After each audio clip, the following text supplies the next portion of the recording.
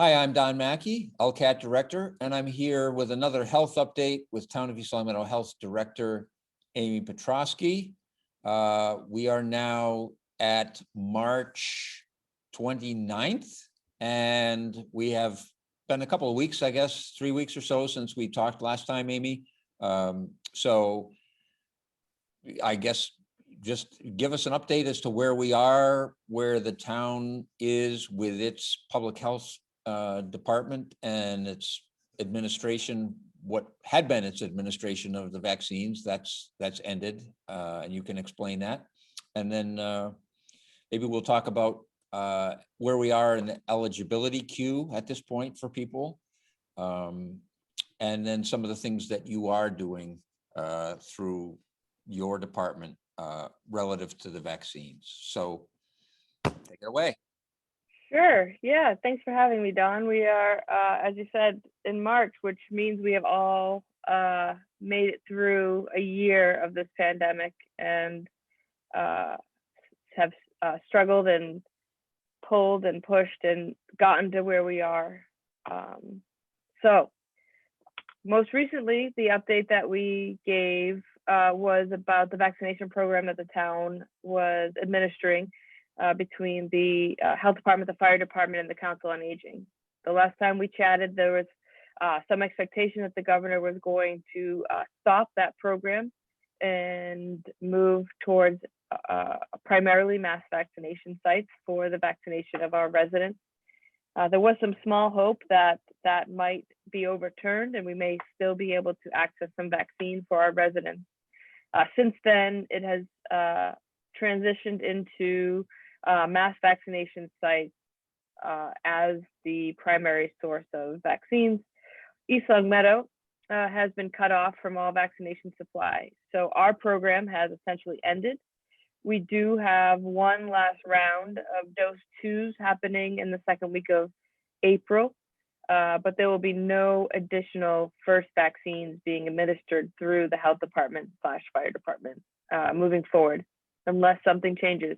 We do know in this pandemic, if people have been following along, things are rapidly changing. So there is no expectation that we will be getting vaccine, but I wouldn't be surprised if someday they tell us that they're coming again. So we will be certain to let you know if we do hear of any additional opportunities through the town of East Long Meadow to receive vaccines. So right now, they have also given some timelines for the eligibility phases. And I think those have been moved up slightly and adjusted slightly since the last kind of time they were talked about it. So now I'll just quickly review the groups that are open. So people 75 and older are open. People age 60 to 74 are open. People with 2+ comorbidities are open. And if you want to know what is considered a comorbidity, you can find that on the state website or on the CDC. Low-income housing and affordable senior housing for residents and staff, all healthcare workers, all long-term care facility resident and staff, all first responders, congregate care settings, resident and staff, educators, childcare workers, and school staff, and workers in certain categories. And the workers in certain categories are pretty broad, but some examples are restaurant workers, food, meat packing, beverage, agricultural, consumer goods, grocery and convenience store, food pantry workers and volunteers, transit and transportation workers, public works, water, wastewater, and utility workers, sanitation workers, court system workers, and funeral directors. Those are the phases that are opening right now. And I'll review the upcoming eligibility groups with the timeline that's currently assigned to them. Effective 4/5 are people age 55 and older. Also effective on 4/5 are people with one certain medical condition. Those medical conditions are asthma, cancer, kidney disease, Down syndrome, heart conditions, immunocompromised conditions, obesity, smoking, type 2 diabetes, and pregnant individuals. And then the final phase is effective on 4/19, and that is Wow. age people 16 or older. So that is when Massachusetts plans to open this up to 16 or over. Everybody. Right. One important item and note is only between the ages of 16 and 18 can only receive the Pfizer vaccine at the moment. Moderna is now only available to those 18 or older. So once we get to that April timeline, if you are interested in being vaccinated and you are 16 or older, but under 18, you will have to find a site that is doing the the Pfizer vaccine. Gotcha. Okay. Interesting. So Okay. we are now all these people are open. Where can you get this vaccine? That's a call that my department gets multiple times a day with emails as well. So there are 4 ways you can make an appointment to get a vaccine. And all of them are slightly different avenues at different locations. So we're going to start with what I think is the easiest way to get a vaccine or to get on a vaccine wait list. And to do that, you would visit vaccinesignup.mass.gov. So while you're on that site, one of the great things about this is you don't have to wait in that waiting list that you have previously had to wait in, that, you know, people were waiting hours or getting up at 3 in the morning to try to make sure they got their spot. Right. So this is basically a pre-sign up. So once you get to that website that I just listed, you'll scroll down and you'll click on the pre-register for a mass vaccination location. So one of the important things to know, if this is the route you're choosing, is that this is only signing you up for one of Massachusetts mass vaccination sites. So that's the sites at the Heinz Convention Center, Gillette, Eastfield Mall, Fenway Park. So those mass sites. And what that does, so you would click on that, you'd scroll down and you'd hit next, and then you start plugging in your information. When a vaccine is available and it's your group and you're next in line, someone will contact you in the method you select. So make sure when you're selecting your contact method that you're using the one you're most likely to see: email, phone call, text message. Because once you receive that notification, you have 24 hours to accept that appointment, or they move to the next person in line. So that's something that people didn't understand at the beginning, is you have 24 hours to accept that spot. Okay. So some other places that you can use to find a vaccine is, so for the Big Y clinic right in town is another option. And in order to find that, you would visit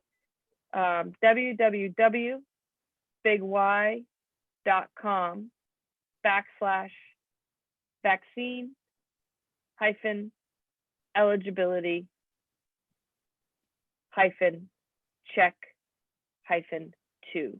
That means these are the people who can register in phase 2. And I've been hearing really fantastic things about the program, the Big Y program in East Longmeadow. The people who have gone there have reported a very efficient and effective vaccination system. So if you're able to get a vaccine through that system, I think that's a great option. Another option is it's another mass site. It's mass.gov/COVID-19-vaccine. And those are the regional sites that the state is funding vaccines for. So there are some communities, I think the closest one to us right now is Northampton, and they're a regional site. They have agreed to participate in this program. They've agreed to vaccinate anyone from the state of Massachusetts who wants to register. And basically, you would just visit that site and see if there's happens to be any availability at that time at any of those sites. And you're able to attend any of the sites that are listed on that website. So finally, if you are a member of our community and you don't have access to a computer or feel comfortable using a computer, you don't have access to internet for a number of reasons, you can call 211. 211 is the state's kind of catch-all number that we use for emergencies, and someone there will be able to assist you in putting you on the wait list. You will not move up in line. It doesn't get you a vaccine any faster, but it will allow you to make an appointment without having access to a computer or internet. Now, one of the things that the East Longmeadow Health Department and the East Longmeadow Fire Department did when we were still getting vaccines is in-home vaccine distribution. So we were able to do at least one round of those before our supply was cut off. Local health departments have worked hard to let the state know that there is this critical need in our communities where our residents can't go to the Eastfield Mall or to Gillette Stadium or to Fenway Park to take advantage of the places where the vaccine is being distributed to. So the state's response was to set up their own mobile vaccine delivery program. And that has recently opened. So it's for homebound individuals only. And there is a very strict criteria for who is considered homebound. If you need an ambulance or a two-person assist to leave the home, you're not able to leave the home for medical appointments under normal circumstances, or you have considerable difficulty and require significant support to leave the home for medical appointments. So if the state has a series of kind of funnel down questions that when you call 211 to schedule that appointment that they're going to ask you. So Don, I just gave you a lot of information. That's fine. I wrote most of it down. And, all right, I didn't leave you much time for questions, which we usually talk, but no, I think that's fine. These are a couple of questions that I had going forward. Is there a second mass vaccination site in Western Mass other than the Eastfield Mall? The last that I was aware, there was not, but we can look that up.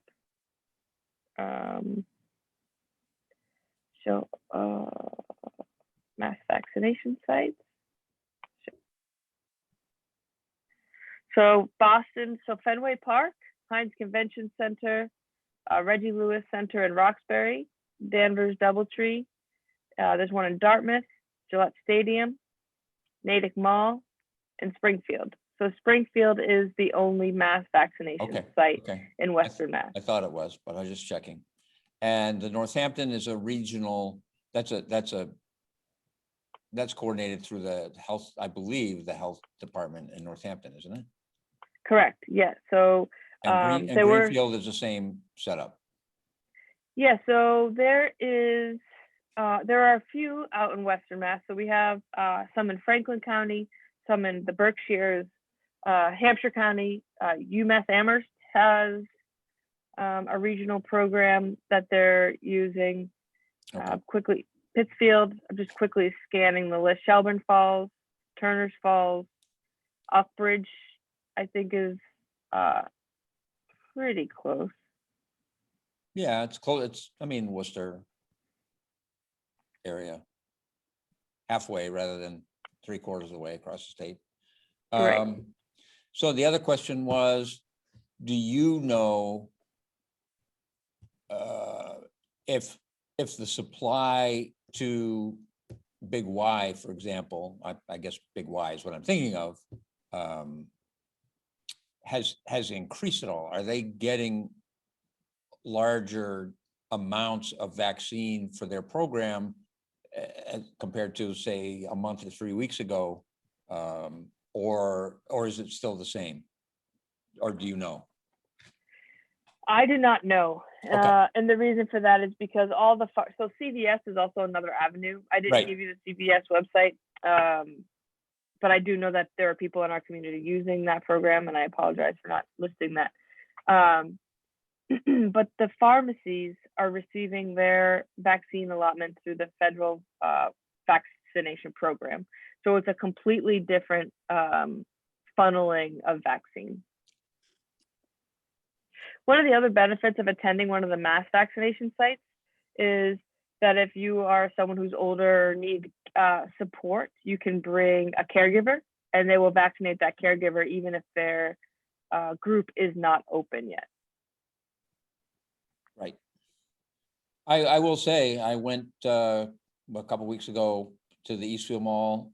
It was very efficiently run. I felt perfectly, safe. It was pretty well organized. I didn't wait at all. I had my appointment time. I got there 10 minutes ahead, essentially walked in.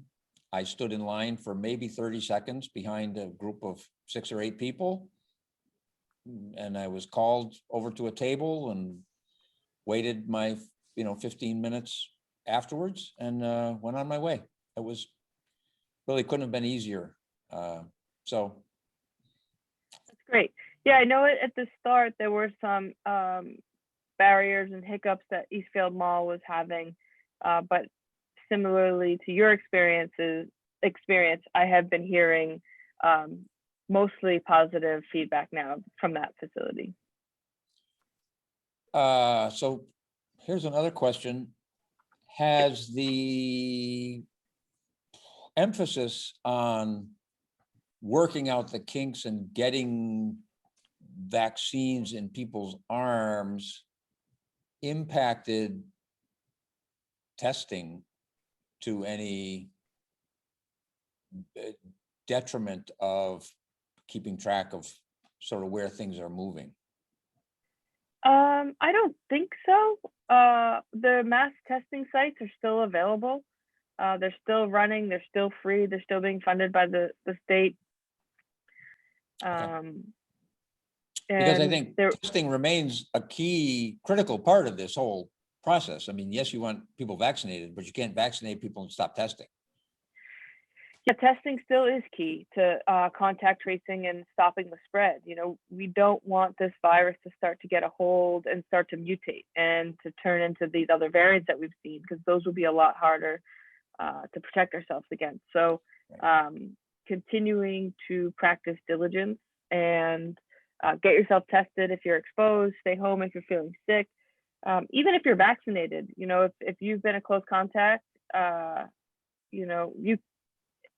it's not a requirement to get tested, but it doesn't hurt to wait the 5 days and get tested just to ensure the safety of yourself and your family. And that leads us right into the last item I wanted to talk about today. Is now that we are seeing an increase of the people vaccinated in our community, is so now what, right? So now we're vaccinated, and what do we do now? Are we allowed to go and see our parents or grandparents that we haven't maybe seen in a very long time? And the CDC did come out with guidance on kind of just that question, now what? Right. One piece of information that I wanted to make sure I let people know is, so there is a difference between being vaccinated and being fully vaccinated. So Dawn, you shared that you have been vaccinated, but you haven't received your second vaccine. Correct. So Dawn has been vaccinated, but he is not yet fully vaccinated. So fully vaccination happens 2 weeks, 14 days after the second dose if you're receiving a Pfizer or Moderna vaccine. If you are receiving the Johnson & Johnson vaccine, it happens 2 weeks, 14 days after the initial dose. So that full efficacy does not happen for 2 weeks after. And that's just so your body is building up those immunities to it as it's kind of recognizing it in your system. So for adults that are fully vaccinated 14 days after their last vaccine, you can now gather indoors in small groups. So what they're saying is that means like one family visiting another family unit without wearing masks, provided all of the adults in that home are vaccinated. All right, well, Amy, thank you. That's a lot of great information. And I'm sure, as we talked a little bit before we came on the air, this situation is changing really every day. The information changes every day. So I know that we will be back probably sooner rather than later and with another health update. So thanks for jumping on and doing this again today. And Yeah, of course. we'll talk to you soon.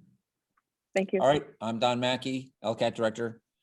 Stay tuned for the next health update and we'll see you soon. Thank you.